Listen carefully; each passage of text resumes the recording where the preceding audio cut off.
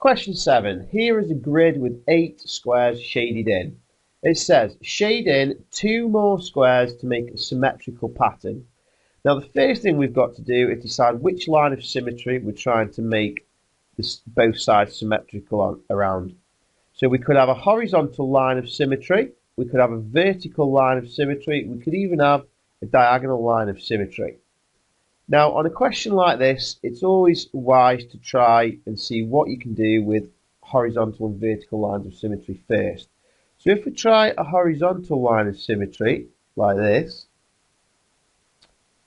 you can see that these two halves of squares are already symmetrical. These two are,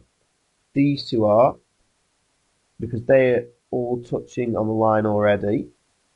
This square is symmetrical with this square. Now the other 3 squares that we've got don't have anything on the top of the shape to be symmetrical with. So that's where we would have to draw more squares. So this square here would be symmetrical with this square. This square here would be symmetrical with this square. And this square would be symmetrical with this square.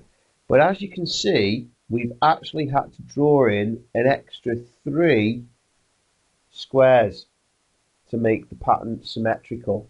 And it does say shade in only 2 more squares. So this is an unacceptable answer because we've had to shade in too many squares. So now let's try with a vertical line of symmetry. So if we put a vertical line of symmetry in, we can see what already matches up. So this square is symmetrical with this square. This square and this square are symmetrical. This square and this square are symmetrical. And as you can see, there are only 2 squares left that do not have any symmetry on the other side of the mirror line. So this square would be symmetrical with this square, and this square would be symmetrical with this square. So we've had to put in 1 square there and 1 square there, and now that makes everything symmetrical.